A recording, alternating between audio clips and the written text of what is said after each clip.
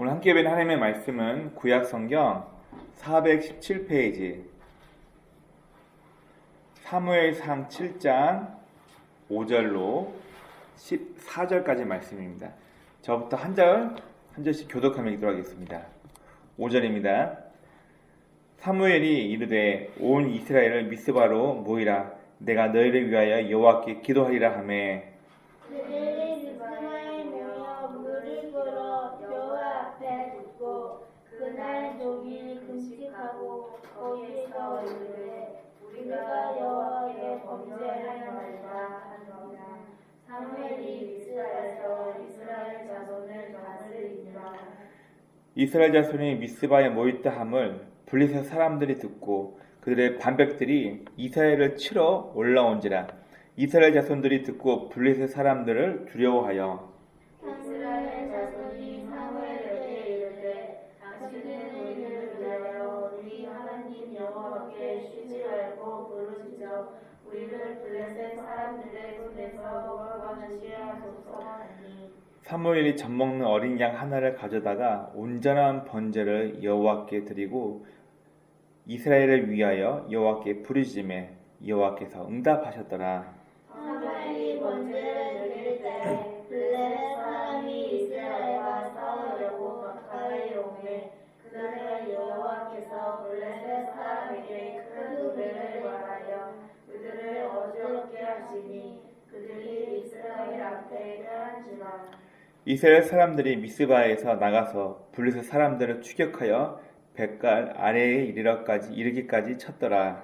사무엘이 돌을 취하여 미스바와 센 사이에 세워 이르되 여호와께서 여기까지 우리를 도우셨다 하고 그 이름을 에베레스라 하니라. 이에 블레셋 사람들이 굴복하여 다시는 이스라엘 지역 안에 들어오지 못하였음에 여호와의 손이 사무엘이 사는 날 동안에 블레셋 사람을 막으시매 블레셋 사람들이 이스라엘에서 빼앗았던 성곽이 에그로부터 가세까지 이스라엘을 회복하니 이스라엘이 그 상 지역을 블레셋 사람들의 손에서 도로 쳐잡고 또 이스라엘과 아람 사이에 평화가 있었더라. 아멘. 기도하겠습니다. 하나님, 2023년도의 마지막 지금까지 우리를 인도하시고 지켜주신 하나님 은혜에 참으로 감사합니다.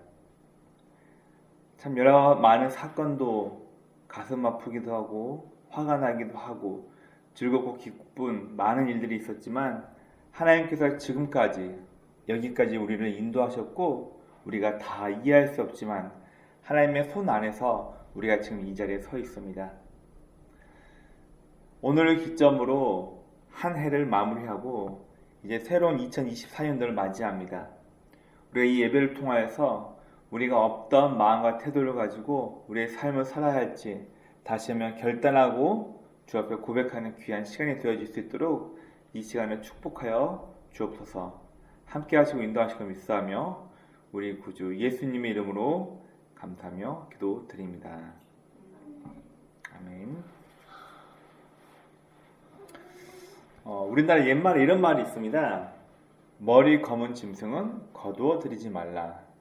무슨 얘기냐면 사람에게 은혜를 베풀면 성품이 좋지 못한 혹은 은혜 갚을 줄 모르는 사람은 짐승처럼 배신한다. 그런 의미에서 옛날 사람들은 머리 검은 짐승, 즉 사람 뜻합니다.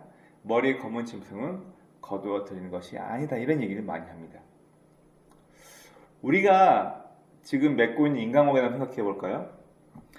내가 상대방을 위해서 내 지인이나 친구를 위해서 내가 주고 수고하고 그 사람을 위해서 애쓴 거는 우리는 다 기억하는데 그 사람이 나에게 주고 나를 위해서 희생하고 나를 배려했던 것들은 우리는 좀 잘 쉽게 잊어버린 것 같습니다. 과거에 제가 길거리에서 많은 사람들 전도할 때 이런 이야기를 많이 들었습니다. 내가 이렇게까지 교회와 하나님을 위해서 충성하고 봉사하고 내 시간을 떼어서 예배드리며 열심히 했는데 왜 하나님은 내가 필요로 할 때 내가 원하는 것, 내 소원을 안 이루어 주셨죠? 하면서 하나님을 등지고 떠나버린 사람도 종종 보기도 합니다. 이유는 간단한 것 같아요. 내가 지금까지 어떤 은혜와 사랑을 받으면서 살아왔는지는 까맣게 잊어버리고 지금 나에게 부족한 것, 내가 지금까지 받은 은혜는 다 잊어버리고 지금 나에게 없는 것, 남들과 비교했을 때 내가 좀 아쉬운 것, 나에게 부족한 것만을 생각하면서 우리는 때로는 원망불평하기도 하고 도대체 하나님이란 분은 언제 나를 도와주시는데, 저 사람에게는 하나님이 잘 도와주시는 것 같은데 왜 하나님은 나에게 무관심하시지? 가끔 우리는 이렇게 좀 원망불평을 하면서 하나님이 왜 나를 안 도와주시지? 이렇게 얘기할 때가 종종 있습니다. 오늘 우리가 읽었던 이 본문은 참으로 유명한 본문 한 말씀 중에 하나입니다. 블레셋 사람이란 이 당시 철기 문명을 가지고 있었기 때문에 청동기 문명을 가지고 있었던 이스라엘 사람들은 내구성이 약한 청동으로 칼이나 방패나 무기를 만들어봤자 철기로 칼과 방패를 만든 블레셋 사람과 전투해서 게임이 되지 않는 거예요. 마치 20살 건장한 남자 청년과 4살짜리 어린아이가 K1 격투기 하는 것과 비교할 수 있겠죠. 우리 한 예로 우리가 잘 알고 있는 잉카 문명, 마추픽추를 보면 어마어마한 그 문명이 자랑하고 있잖아요. 스페인 군대 몇 명이 가서 그 어마어마한 잉카 군인들 다 학살한 줄 아십니까? 약 9만 명의 잉카 군인들을 약 3천 명의 스페인 군대가 그들을 다 학살해버립니다. 많은 학자들은 이 당시 스페인 군대가 갖고 있던 무기가 바로 철제의 무기였고 잉카 군인들이 갖고 있던 무기는 청동기 혹은 돌로 된 무기였기 때문에 게임이 상대가 안 된다는 거예요. 그럼 그만큼 이 당시 우리가 읽었던 이 본문 당시의 성경에서 이스라엘 사람들은 철제를 가지고 무기를 만들 수 있는 재련 기술도 없었고, 반면 블레셋 사람들은 우리가 흔히 시피플, 바닷가를 건너서 온 그리스인들이 정착한 것을 우리가 보통 블레셋 사람 얘기하는데, 이들은 이미 철기 문명을 가지고 왔기 때문에 전쟁에서 싸우면 안 돼요. 그런데 오늘 본문에서 이스라엘 백성들이 미스바로 다 모여서 그동안 너희가 잘못한 게 무엇인가 생각해봐라. 사무엘의 인도함을 통해서 미스바에서 이스라엘 사람들이 우리가 그동안 하나님 앞에 이걸 잘못했네요. 이런 잘못을 했습니다. 우리가 하나님을 온전히 믿고 신뢰하지 못하고 그동안 하나님께서 우리와 우리 조상들을 어떻게 인도하셨는지를 까맣게 잊어버리고 우리가 하나님을 배신하고 잘못했습니다. 사무엘 중심으로 이들이 하나님 앞에 회개하며 모여있을 때 블레셋 사람들이 저것들 많이 모여있네. 분명 쟤네들 우리랑 전쟁하려고 준비하고 있는 거야. 블레셋 사람들이 모여있는 이스라엘 사람들을 보고 전쟁 준비를 해서 이스라엘 사람들을 죽이려고 몰려옵니다. 사무엘이 하나님 앞에 기도하여서 자연 환경을 통해 극적으로 초자연적인 환경으로 하나님께서는 블레셋 사람들을 다 이겨버리게 만드십니다. 그리고 사무엘이 그 기념으로 큰 돌을 세우고 에벤 에셀이라고 이름을 지었습니다. 여기까지 도와주셨다. 도움의 돌, 그런 의미로 에벤 에셀이라는 말로 기념을 하게 됩니다. 여러분, 우리가 새해가 되면 가장 많이 하는 결심, 그리고 연말 됐을 때 가장 많이 하는 후회가 3가지가 있다고 합니다. 계획을 세워서 계획대로 해야지, 올해는 꼭 운동해서 살 빼야지, 올해는 꼭 결혼해야지. 여러분, 이것 이외에 우리가 새해 첫날이 되면은 나 뭐 하겠습니다, 나 뭐 할 거예요, 나 성경 통독할 거예요, 전도 몇 명 할 거예요, 이번에는 빠지지 않고 예배 잘 나올 거예요. 우리는 저마다 각각의 목표와 목적을 정하고 새해 첫날이 되었으니까 나는 이러이러한 것들 할 거야 라고 계획을 세웁니다. 여러분, 그러나 계획은 노력 없이는 절대로 진행될 수도 없고 실천될 수도 없습니다.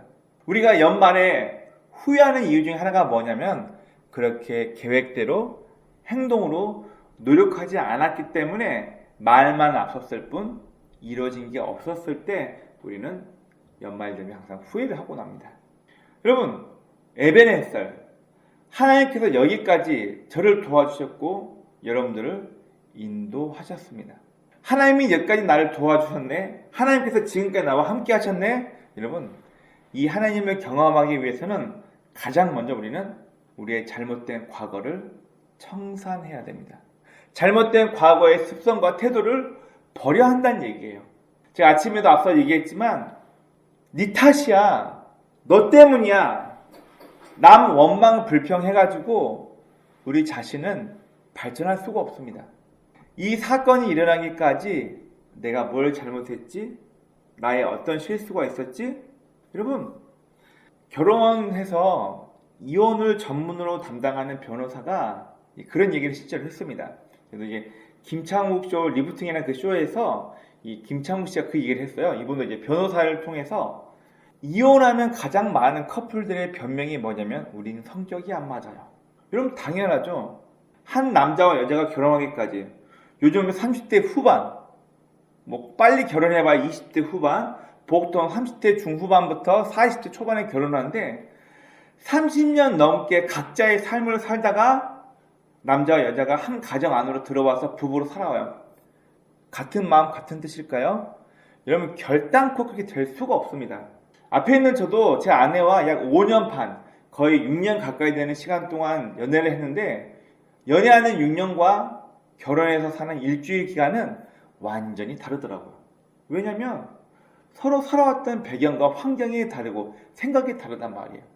연애는 서로 좋은 것만 보여주면서 알콩달콩 하다면은 결혼 생활은 서로 나쁜 것까지 서로 껴안고 가야 하기 때문에 그만큼 더 어렵고 힘들다는 얘기예요.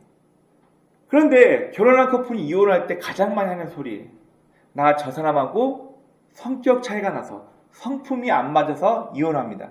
여러분, 이 김창우 쇼 리부트, 이분이 무슨 얘기를 하냐면 그 쇼에서 그 얘기를 뒤집어서 가만히 생각해 보니까 결혼관계에서 가장 중요한 건 사랑이나 서로 배려하는 것도 아니라 서로를 존중하면서 말을 이쁘게 잘하는 커플이 결혼생활이 유지가 되는 거고, 서로를 존중하는 마음이 없어지고 말을 함부로 하게 되면은 거의 90% 이상이 이혼한다는 거예요.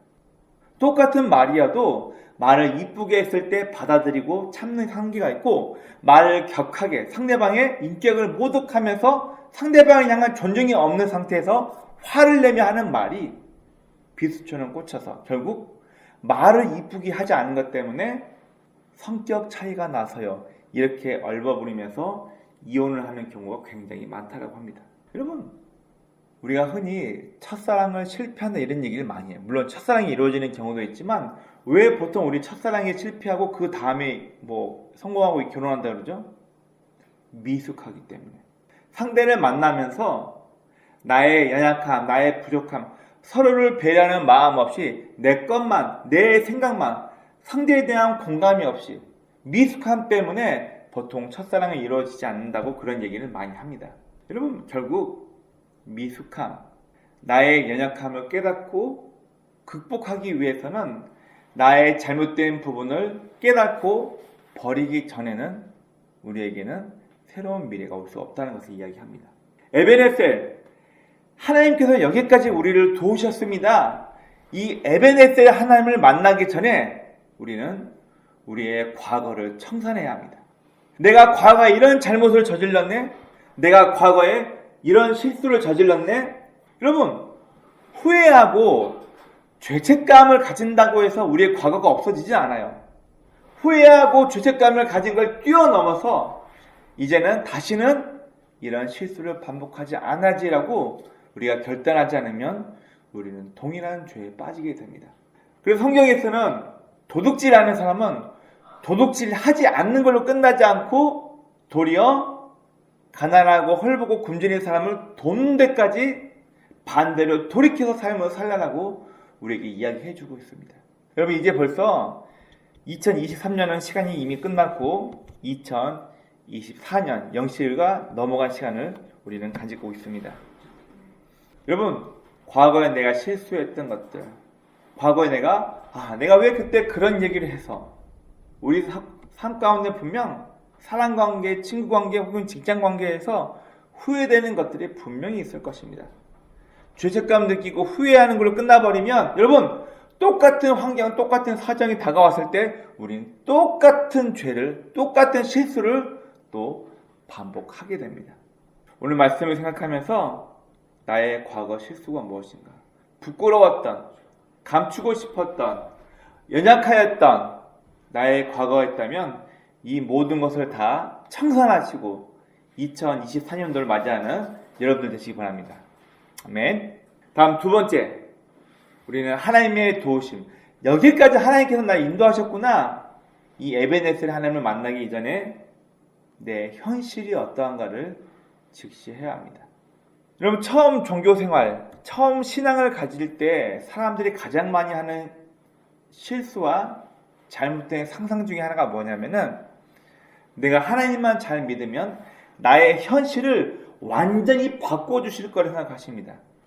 내가 기도 열심히 하고 하나님 마음을 감동시키면 하나님께서 나의 지금의 이 현실을 완전히 다 바꿔주실 거라고 우리는 잘못된 상상을 하게 됩니다. 여러분, 하나님께서는 우리의 큰 꿈과 비전을 주시기 전에 저와 여러분들에게 해결해야 할 현실을 먼저 주셨습니다. 저도 아이들 둘 키우면서 육아가 굉장히 힘들다는 걸 경험하게 됩니다. 그런데 가끔 육아 관련 프로그램을 보면서 무슨 생각을 하게 되냐면, 현실이 너무 힘드니까 아이를 기르면서 내 꿈도 비전도 포기해야 되고, 또 잠도 못 자고 밥 한 번 제대로 먹지 못하고 아이를 양육하면서 거기서 오는 압박과 부담감 때문에 우울감에 시달리는 사람도 굉장히 많습니다. 여러분, 죄송하지만 아이를 낳은 부모라면 이 모든 것들을 감당하고 이 모든 것들을 달게 받아들여야 합니다. 그게 아니면 어떻게 되겠어요? 여러분, 우리의 현실은 우리가 신앙을 좋다고 하나님을 잘 믿고 예배 잘 드리며 순종하며 산다고 해서 우리의 이 가정 환경이 한 번에 없어지고 내가 원하는 파라다이스, 내가 꿈꾸는 천국 같은 곳으로 한 번에 내 환경이 바뀌지 않아요. 우리가 여전히 신앙생활 열심히 잘하고 하나님과 사람들 앞에 기쁨의 삶을 산다 해도 우리의 삶은 여전히 변함없이 그대로입니다. 여러분, 이스라엘 백성들이 미스바에 모여서 기도했다고 해서 모든 게 다 해결되지 않았어요. 이들이 하나님 앞에 자신의 과거의 죄와 잘못을 회개하고 미스바에 모여서 기도할 때 오히려 현실은 블레셋 사람들이 그 모습을 보고 저것들 모여있네? 저것들 분명 전쟁하려고, 우리랑 대항하려고 모여있네? 오히려 블레셋 사람들은 오해를 하고 전쟁 준비를 하고 쳐들어옵니다. 현실은 우리가 원하는 대로 되질 않아요. 현실은 내가 바라는 대로 되질 않아요. 현실은 내 생각과 다르게 돌아갈 때가 더 많이 있습니다. 목회를 한 15년 정도 한 제 선배 목사님께서, 사목사, 내가 10년이 좀 넘어가니까 이제 목회가 뭔지 조금은 알 것 같아라고 저한테 고백을 하시더라고요. 과거에는 자신의 생각, 자신의 계획대로 성역 공부와 교회 행사를 이끌어가면서 내가 원하는 교회 부흥과 성도들의 수준을 이까지 끌어올려야지. 그런데 10년 넘게 목회를 하면서 이 선배 목사님께서 무슨 얘기를 하시냐면, 이것 또한 내 욕심이고 사람들을, 환경을 내 마음대로 좌지우지하려고 했던 내 욕심이었구나라는 것을 깨닫고 이걸 내려놓고 그 속에서 역사하시는 하나님을 보면서 이게 목회구나. 내 계획대로 내가 어떻게 준비했다고 해서 교회가 바뀌고 성도가 바뀌는 게 내 여신과 내 능력 때문에 한 게 아니라 나는 있는 그대로 하나님의 말씀 지켜 살고 그 하나님의 말씀으로 성도들에게 전달하는 마이크 역할만 했을 뿐 나머지는 하나님이 하신 걸 옆에서 가만히 지켜보면서 목회라는 것이 이런 것이구나 라고 10년이 넘은 후에야 깨달았다고 저에게 그런 고백을 하신 적이 있습니다. 저도 그런 것 같아요. 교회 막 개척해서 3년 동안은 새벽 예배 항상 드리고 새벽 예배 끝나고 빌라 아파트 돌아다니면서 전도지 뿌리고 내 열심만큼 되지 않으니까 좌절하고 실망합니다. 여러분, 우리의 현실은 어떤 사람은 육아 때문에 우울증에 빠져가며 힘들어하면서 또 어떤 사람은 하루 17시간 택배 상하차 운행하면서 어떤 사람은 직장 상사로부터 어마어마한 스트레스를 받아가면서 일하면서 겨우겨우 직장에서 일하면서 교회 신앙생활하는 사람도 분명히 있을 것입니다. 하나님께서는 우리의 현실을 바꿔주지 않으셔요. 이 지긋지긋한 육아의 지옥에서 벗어나게 해주세요라고 기도해봤자 여러분 우리 현실은 안 바뀐다고 할까요? 이렇게 힘들고 몸이 바스러질 것처럼 하루 17시간씩 일하는 이 환경에서 나를 좀 구해주세요라고 기도해도 여러분 하나님께서는 저와 여러분의 현실을 바꾸어 주시지 않는단 말이에요. 아이 그런 하나님 뭘 믿어? 내가 이만큼 힘들고 괴로운데 나의 삶을 바꿔주지 않는 그 하나님은 뭘 믿어? 이렇게 얘기하는 사람도 있습니다. 중요한 건 하나님께서는 우리에게 큰 포부의 비전과 꿈을 주시기 이전에 지금 당장 지금 당장 여러분들이 해결해야 할 이 현실의 문제를 먼저 주셨다는 것을 우리는 기억해야 합니다. 우리는 여전히 주님과 교회를 위해서 봉사하고 싶어요 라고 꿈이 있고 나 성경 더 많이 봐서 믿음의 사람 되고 싶어요 라고 고백하지만 우리에게는 해결해야 할 육아의 문제, 우리에게는 해결해야 할 가장으로서 억압받는 큰 부담이 있고 지금 당장 내가 학생으로서 해결해야 될 성실의 문제가 우리 앞에 놓여 있습니다. 하나님이 이 모든 것들을 다 포기하고 주와 복음을 위해서 헌신하라고 말한 적이 없습니다. 1980년대 후반에 전남 쪽에서 굉장한 사건이 있었습니다. 뭐냐면 휴거. 1980년대 후반, 제 기억에는 89년도쯤으로 된 것 같아요. 이제 예수님 오신다. 그러면 우리는 몸이 변하여서 우리의 영혼이 다 하늘로 올라간다. 하나님께서 천사를 통해 나에게 계시를 주셨다. 이 소문이 이상하게 나가지고 전남 쪽에서 수많은 교회가 봉고차 안에서 기도하다가 휘발유 뿌려서 분신 자살하고 이런 사건이 굉장히 많았습니다. 왜 그랬을까요? 현실이 지옥 같거든. 살고 있는 현실이 너무나도 고달프고 괴롭고 지옥 같으니까 몇 월 며칠 날 하나님 온다고 하니까 자기 자신의 현실을 포기해버리고 자살하면서까지 나는 하나님 만나러 갈 거야. 여러분 하나님은 한 번도 그렇게 우리에게 얘기하신 적이 없어요. 우리에게 아무리 좋은 꿈과 비전과 목표가 있다 해도 지금 저에게 지금 여러분들에게 해결해야 할 그 과제를 우리로부터 빼앗아 가신 게 아니라 여전히 우리가 해결해야 할 산더미 같은 현실의 문제는 그대로 존재합니다. 우리는 이 현실의 문제를 직시하면서 내가 어떤 방향으로 나의 닥친 이 어려움을 어떻게 해결하며 신앙인답게 살아가야 할지 온 사람은 각자 자신의 숙제, 자신의 십자가를 짊어지고 우리는 하나님을 쫓아가는 삶을 살아야 하는 것을 말합니다. 다음, 예배를 이전에 우리는 하나님께서 받으시는 예배를 드려야 합니다.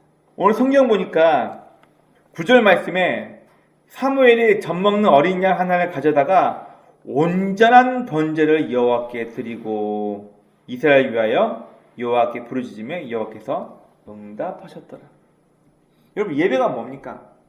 하나님 높여드리는 찬양하고 기도하고 성경 말씀을 통해서 하나님이 이런 분이구나 깨닫고 헌금하고 또 찬양하고 여러분 이렇게 약 50분에서 1시간 정도 시간 때우기 식으로 드리는 종교 행사가 예배인가요? 여러분 그렇지 않습니다. 형식일 뿐입니다. 왜 오늘 본문에서 사무엘이 어린 양 하나로 예배 드릴 때라고 말하지 않고 온전한 완벽한 제사를 드렸다 성경이 얘기하고 있습니다. 무슨 말인가요? 여러분 제가 종종 그런 얘기를 비유를 많이 듭니다. 한 남자가 한 여자에게 사랑을 고백할 때 덜 중요한 걸 줘요. 나에게는 이게 최고 중요한데 이 중요한 건 넌 줄 수 없고 이것보다 중요하지 않은 거 그냥 이거 더 줄게. 여러분, 이걸 사랑이라 말할 수 있나요? 나에게 있는 가장 소중한 것, 가장 귀중한 것을 다 주고 싶은 마음이 사랑의 마음이거든요. 여러분, 우리 예배도 그런 것 같습니다.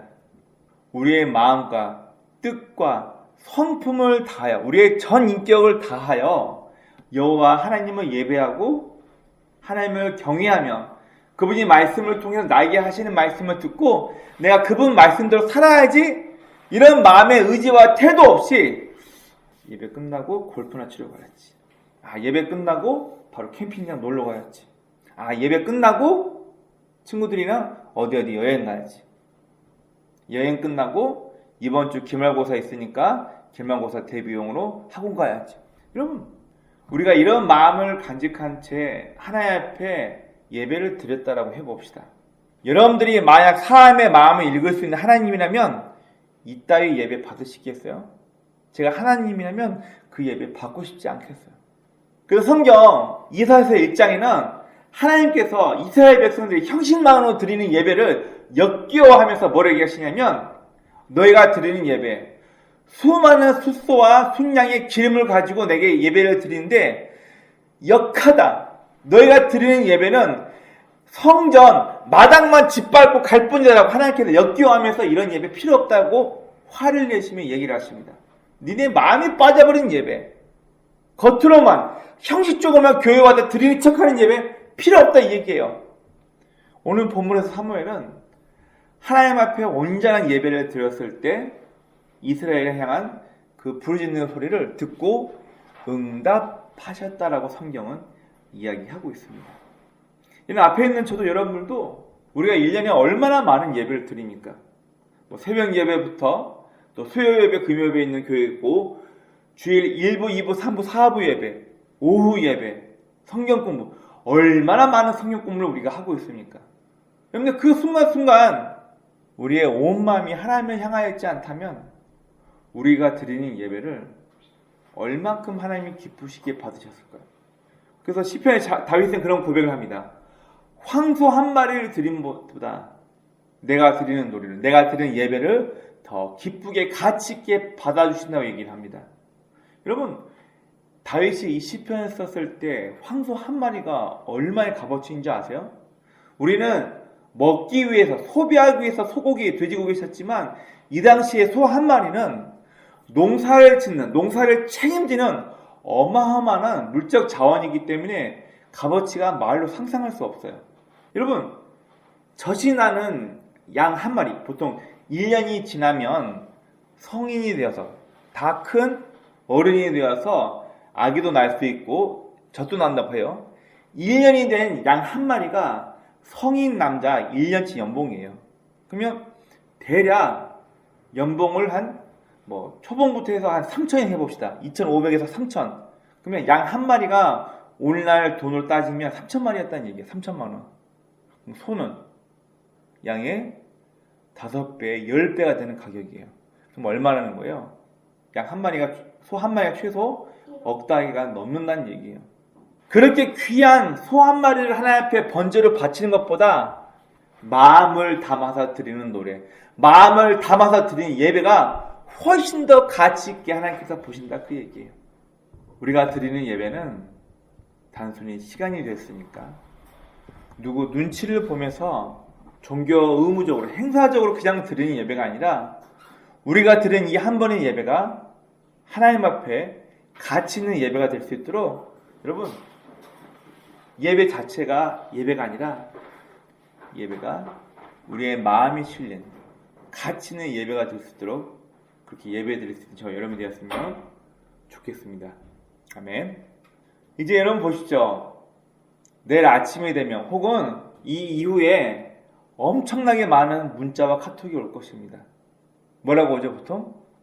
새해가 되었으니까 새해 복 많이 받고 건강하시고 하는 일마다 잘 되길 기원합니다. 여러분, 새해 복 많이 받으세요. 어떻게 보면 듣기에 좋은 인사죠. 복 받으세요. 아살람 알라쿰. 이슬람이 이렇게 얘기를 합니다. 인샬라, 신의 뜻대로. 그러면 우리는 받는 것에만 신경을 써요. 복 많이 받으세요. 아우, 자녀의 축복 받으세요. 올해는 사업이 대박나는 사업의 축복 받으세요. 아, 올해는 꼭 결혼할 수 있, 결혼의 축복을 받으세요. 도대체 이 축복, 복이라는 개념이 뭔데요? 간단합니다. 네 소원대로 이루어지기 원해. 소원을 말해봐. 네 소원이 뭔데? 수능 잘 보는 거야? 네 소원들 되길 원해. 네 소원이 뭔데? 아, 연봉이 올라가니 몸값이 올라. 돈 많이 벌기 원해. 네 소원이 뭔데? 아, 묵혔던 그 집, 아파트, 그 부동산 땅이 제발 팔리게. 네 소원들 되길 원해. 우리는 축복한다고 할 때 새해 복 많이 받으세요. 네가 원하는 대로, 당신이 요구하는 대로 당신의 소원이 성취되기 원한다고 얘기를 합니다. 그러면 다시 한번 생각을 해봅시다. 받기만 하고 누리지를 못한다면 무슨 의미가 있나요? 받기만 하고. 여러분, 군대 처음 가는 사람과 비행기, 해외에 떠나는 비행기 처음 타는 사람을 가장 골려먹기 쉽다라고 얘기를 합니다. 너 군대 갈 때 총 사가야 돼. 너 군대 갈 때 군대에서 필요한 전투복이랑 이런 거 다 준비해가야 돼. 너 군대 가면 뭐 가져가면 안 돼. 여러분, 대부분 속습니다.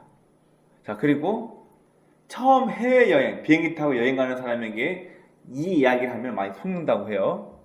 실내에서는 꼭 실내용 신발을 신고 있어야 돼. 그럼 그렇나요? 비행기 타면은 물 한 잔부터 점심 먹는 것까지 가격이 굉장히 비싸니까 웬만하면 먹지 말고 참고 음식물 싸가라. 이 얘기를 듣고 기내에 반입이 안 되는 김치나 이런 음식물 싸갔다가 낭패당하신 분도 있습니다. 여러분, 군대 가면요, 군대 훈련에 필요한 모든 물자는 나라에서 지원을 해줘요. 그렇죠? 여러분, 해외여행 가는 비행기를 타게 되면 비행기 안에서 안전하게 갈 수 있도록 모든 하다못해 담요부터 실내와 음식물, 물, 주스 다 제공됩니다.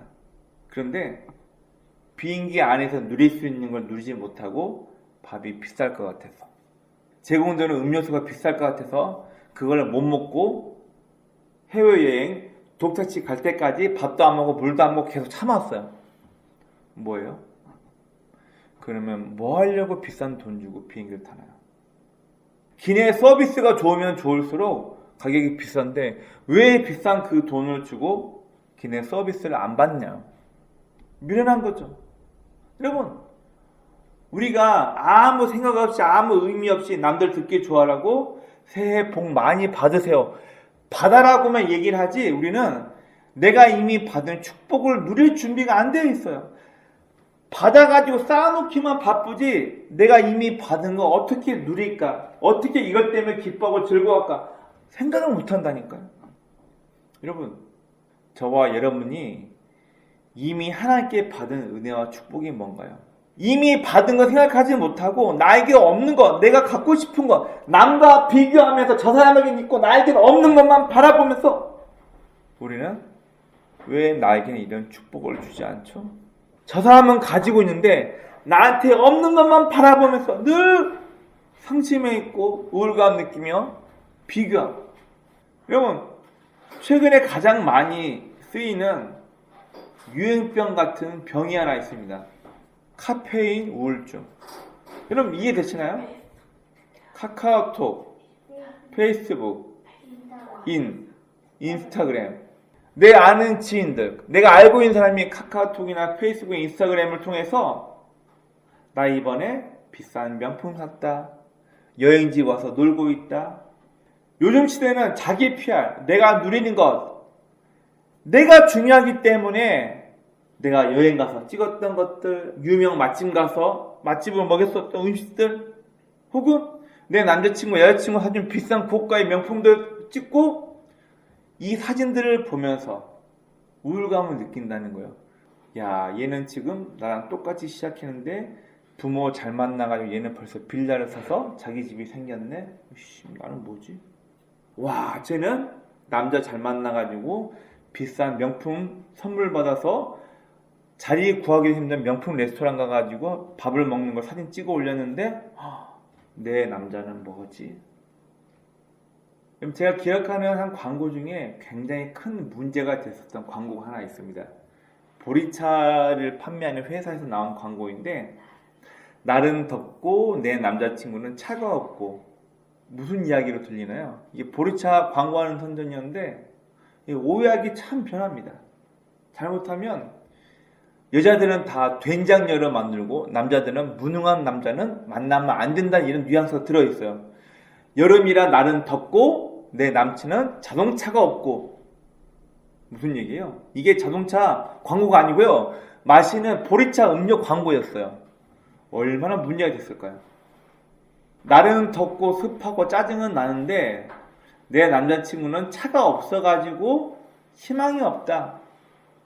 다른 남자들은 차가 있어가지고 여자친구랑 에어컨이 빵빵하게 틀면서 드라이브하고 놀고 있는데, 나는, 내가 사귀는 남자는 자동차가 없어가지고 날은 덥고 짜증나는데 차도 없어. 아이씨, 음료수를 먹자. 예, 이 광고 때문에 항의가 굉장히 빗발쳤다고 합니다. 여자분들이 여자가 무슨 남자 등 빨아먹는 무슨 된장녀냐?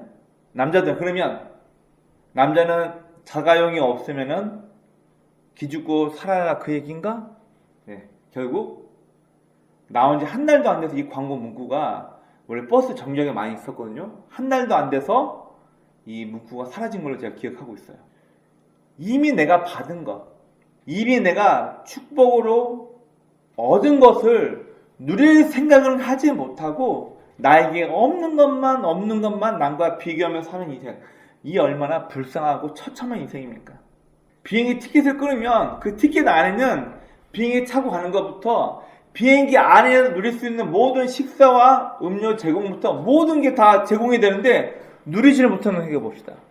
다른 비유를 한번 들어볼까요? 제가 어디 멀리 일에 가게 되면서 아들에게 너 먹고 싶은 거 아빠 카드 줄 테니까 이걸로 아이스크림도 사 먹고 밥도 사 먹고 놀고 있어. 카드를 줬는데 제가 늦게까지 일하다가 왔는데 아들이 쫄쫄 굶어가면서 아빠 배고파, 밥 주세요 그러겠어. 화가 나겠어 안 나겠어요? 야, 니한테 카드 줬잖아. 카드가 뭐예요? 아빠의 이름으로 아들이 원하는 만큼 돈을 다 쓸 수 있는 거잖아요. 그럼 아빠 카드 가지고 슈퍼 가서 긁어가지고 맛있는 거, 먹고 싶은 거 다 사면 되는데, 아빠의 카드가 있음에도 불구하고 이걸 누리지 못하고 아빠 엄마가 올 때까지 굶주렸다. 아, 이거 진짜 분통 터질 일입니다. 얼마나 화가 나겠어요. 여러분, 하나님께서 저와 여러분들에게 이미 주신 은혜와 축복이 있는데 이것을 누릴 줄 모르고 늘 남에게 없는 거, 나에게 없고 남들한테 있는 좋아 보이는 거 남들 보면서 부러워하는 것만 생각하면서 앞으로 내가 이런 축복 받아야지, 나도 저 사람처럼 비싼 아파트 얻는 축복을 얻어야지, 저 사람처럼 성공해야지, 나에게 없는 것만을 바라보면서 앞으로 받을 축복만 요구하고 바란다면 우리 인생 얼마나 처참한 거야. 우리는 여기까지 하나님께서 날 도와주셨구나, 에베네스를 경험하기 전에 우리는, 저와 여러분 각 개인이 이미 하나님께 받은 은혜와 축복이 무엇인지를 깨닫고 그 축복을 누리는 그런 귀한 한 해가 되었으면 좋겠습니다. 말씀을 정리합니다. 우리가 과거를 되풀이하는 똑같은 실수와 잘못을 반복하지 않고 새로운 한 해를 받아들이기 위해서는 제일 먼저 우리는 과거를 청산해야 됩니다. 그리고 두 번째, 우리는 변하지 않는 이 현실을 없애지는 것이 아니라 우리에게 여전히 남아있는 이 현실을 직시하고 이 현실을 극복해야 합니다. 그리고 세 번째, 형식적으로 드리는 예배가 아니라 하나님께서 받으실 수 있는 참 예배를 드릴 수 있어야 합니다. 그리고 마지막 네 번째, 이미 제가 여러분들 이미 받아 누린 은혜와 축복을 누릴 수 있는 사람이 되어야 합니다. 이 네 가지가 다 되었을 때 우리는 하나님께서 지금까지 나를 여기까지 저와 여러분을 인도하시고 지켜주셨다는 것을 우리는 체험하고 진정한 기쁨 가운데서 신앙인답게 살 수 있는 것입니다. 오나웃기는 이제 새로운 2024년이 우리에게 다가왔습니다. 어떤 사람에게는 2024년에 똑같이 남들을 원망하고 부러워하면서 인생을 허비하는 인생이 될 것이고, 어떤 사람에게는 과거를 청산하고 현실을 이겨가며 온전한 예배를 통해 그가 받았던 은혜를 누리면서 행복하고 즐거운 2024년도를 누릴 사람도 있을 것입니다. 오나옵기는 나에게 없는 것 바라보면서 원망 불평하며 남들이 있는 건 나도 가져야지 하면서 아둥바둥 사는 어리석은 인생을 사는 것이 아니라 이미 저와 여러분이 주신 은혜를 누리며 행복하게 인생을 살 수 있는 저와 여러분의 복된 인생이 되길 주의 이름으로 축원합니다. 아멘.